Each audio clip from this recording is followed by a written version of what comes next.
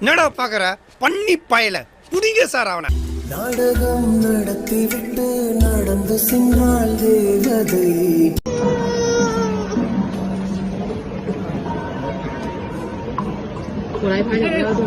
அவன் கிடக்குறான்.